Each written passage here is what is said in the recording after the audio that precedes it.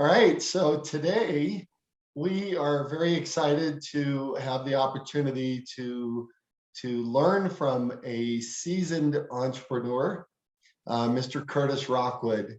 Uh, Mr. Rockwood is a Colorado native. He grew up in Monument, Colorado, and graduated from Lewis Palmer High School. He attended BYU and the University of Las Vegas for liberal arts. Currently, he's married with 5 children, so a good-sized family. He began his career as a cabinet maker in his garage, I believe. After 10 years, he decided to go a new direction, and he started a company called Pivot Door Company to make unique custom pivot doors for designers and architects who wanted something more than what was currently available. So after many years of hard work, Pivot Door Company has become a multi-million-dollar company with products all over the world. So welcome, Mr. Curtis Rockwood. Thank you. So Curtis, tell us a little bit about your career path. What did it look like? You started this company in your basement. What happened before that? So I originally got a job working for a cabinet maker while I was going to school. And after I got married, moved back to Colorado, and I figured, hey, I can do this. I know how to build cabinets. And so I started my own company, kept going to school, eventually stopped going to school and did that for about 10 years. And then probably got a little burnt out of that, and I wanted to try something new. So I decided to start Pivot Door Company when I realized that there was kind of a need, because I wanted one for my own house and I couldn't find anywhere to buy it. And I had the skills already to do it. And so I figured if I want it this bad, then I'm sure other people would want it. And it was really a great opportunity just because I got to get involved with something that I was actually passionate about. Because I love architecture, I love design, and it was a great outlet for me to use my skills that I've built up, previous to this, with kind of the fun design aspect and working with industry leaders to make, everybody, they want something amazing, and that was kind of a fun thing to be a part of. So great. So tell us what's unique about a pivot door. So a pivot door doesn't have hinges. It just has a pin in the top and bottom, kind of offset. So it allows you to make a gigantic door that doesn't feel heavy. You can operate. It's light. It's neat. So we have the type of people that call us are people that want something that just looks completely out there and amazing, almost like a moving wall, right? And so it opens the doors to a lot of just design, kind of lets your imagination run wild. So what's the tallest and the heaviest doors that you've made? So we've done, probably the biggest door was 10 feet wide, 28 feet tall, which went to Beverly Hills. And they clad it in brass. So it's a giant golden door. Wow. So it was a showstopper. And I hear that you've sent doors even over to the Middle East. So what kind of doors do those have to be? So same deal. They want the best. They want something amazing. They want to impress all their friends, and money's no object for those guys. So shipping is not a big problem. Sometimes they have unique qualifications, like they want it to be bulletproof, things like that, which is just kind of a fun problem to solve. So it's pretty good. So Curtis, as an entrepreneur in starting Pivot Door Company, has it been just a rocket ship that goes straight up, or have you had to overcome obstacles? I'd say it's a rocket ship going straight up, flying through walls, because not that there's any great big obstacle or failure. It was more just a constant barrage of just issues that you got to work through. The doors we make now, as opposed to 10 years ago, are much different. They're much better. There's just, small improvements as we go. you get customers that call and say, hey, this happened, and we have to find ways to fix that so it can't happen in the future.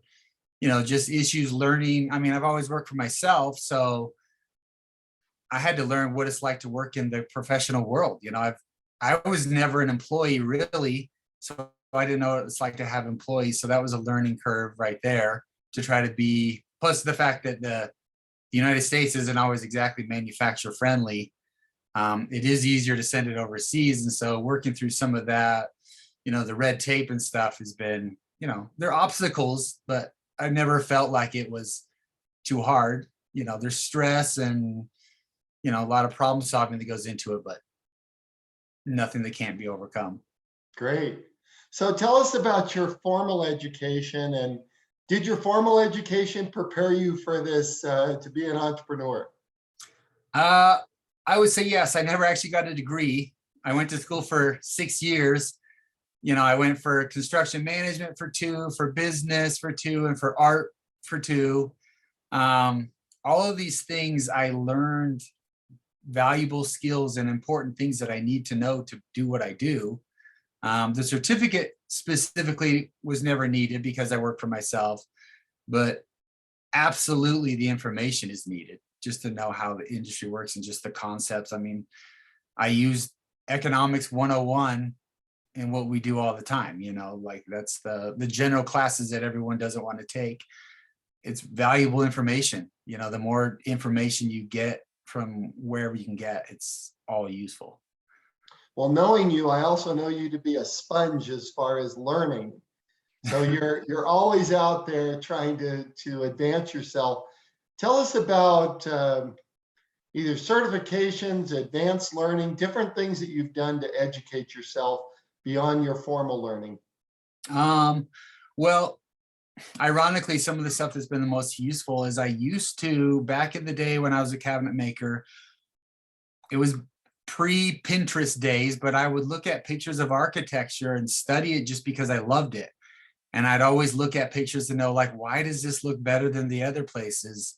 Just because I wanted to know, I was interested, right? And so later, when I got to actually start working with these world-renowned designers, I understood what they were talking about, because and that's nothing I learned at school. That was just sheer the passion of, design that I love, what makes it better? Why is it better?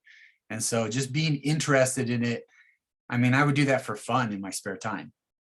Huh. That's really interesting. So I know that you're really passionate about design. Tell us a little bit about something you're designing right now, that little house on the hill. Well, so I'm designing a house that I'm building and living in. And so it's been a great adventure just because I'm in the manufacturing business. I'm able to produce whatever I can think of, you know what I mean? And so, and that goes back to just having all those technical skills. I mean, I really, the sky's the limit, right? And so I'm trying to build this giant building on a mountain that, trying to blow everybody's minds, and it's a lot of fun. And the building is made out of what? Concrete. It's concrete, glass and steel and wood. Yeah. Well, that's great. So Curtis, you're a serial entrepreneur. You know other entrepreneurs that are out there. What do you consider to be some of the characteristics of entrepreneurs? They're very creative. They're very, I don't know, they can problem solve very well, right? It's easy to make a decision. I've never been bothered with risk. Other people that I see in the same, field as me, I've never really struggled with self-doubt or anything like that. I always figured, hey, let's go for it. What have I got to lose? I didn't come from a place where I had a lot to lose.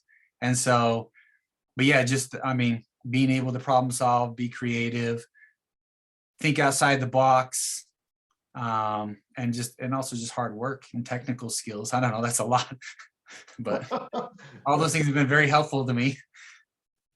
So there's others that are out there that are watching this video, and and they're saying, I think I could be an entrepreneur. What advice would you give someone that's interested in starting a company, being an entrepreneur? What advice would you give to them? I'd probably say go for it. I mean, it's really just hard work. You don't have to have like some brilliant brand new idea. Um, there's a lot of room for just, produce a good or a service. But yeah, go for it. Work hard and try it. Turns out it's not that risky in the end. It's not much more risky than getting a job. Either way, you can always lose your job. But at least in one case, you're in control a little more. And I don't know, being willing to adjust if you need to.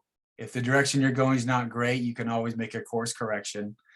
You know, that's kind of the advice I'd give, I guess.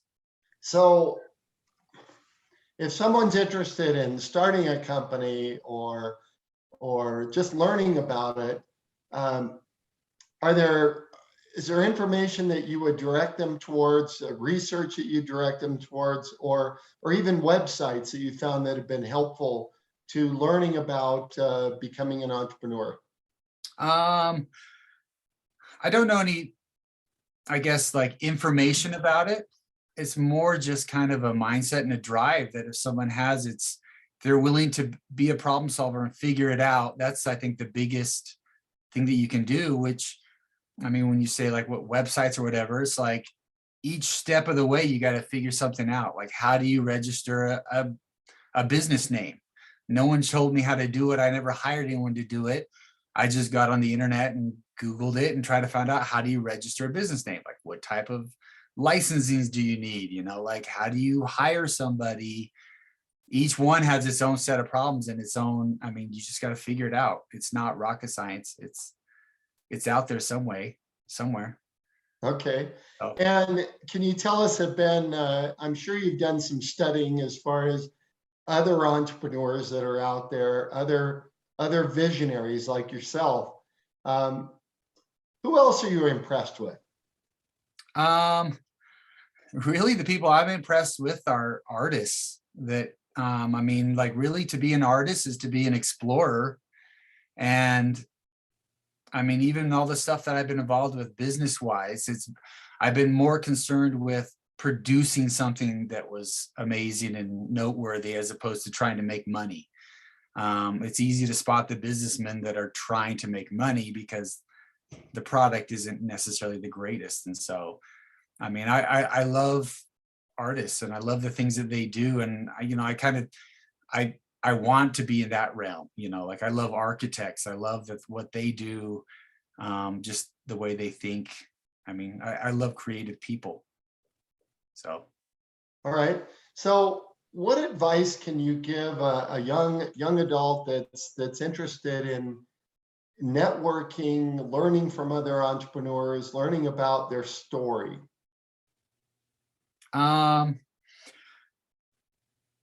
When it comes to networking, if meeting people and, creating connections and stuff like that, it's very helpful. I know I missed out on a lot of that I wish I'd been more involved with, but I mean, you got to have the technical skills and the merit behind it, to back up your, the conversations you have with people, because depending on what field you go into, a lot of people are more interested, like in my field, people are more interested in what I have to offer, show me your designs, show me what you've done. And so, if you're out there trying to network, you don't lose track of the fact that you gotta know what you're doing and be good at it, which everybody can do. All right. So you have to have that skill set. You have to have the knowledge. Yeah. You can't just say, I want to be an entrepreneur. You've got to have something to offer. So yeah. So that sounds really fascinating, Curtis. And I know you've done an amazing job. Very successful young man. So what other career advice would you give to young people that, and it doesn't matter if they want to be an entrepreneur or some other field, is there any other career advice that you would offer to them?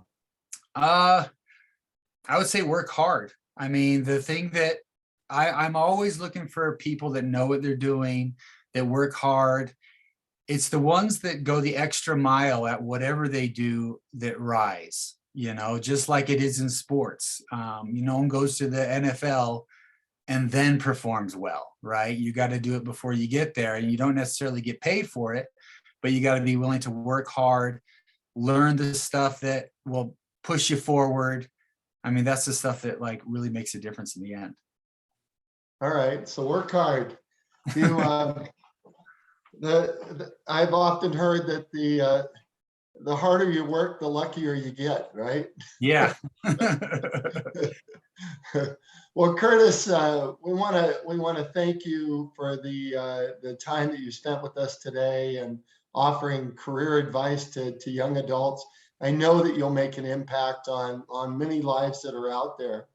So Thanks. to wrap up this video, we'd like to remind our viewers that they can either reach out on their own to schedule informational interviews with mentors in their field of interest, or ask for an introduction to that professional from someone that they know. So in order to prepare for informational interviews like what we did with Curtis today, we recommend that you watch the video on our website titled Conducting Informational Interviews. And again, Curtis, just wanted to thank you, and hope you have a great day, and good luck on finishing that beautiful home of yours. Thanks. Okay. Good to talk to you.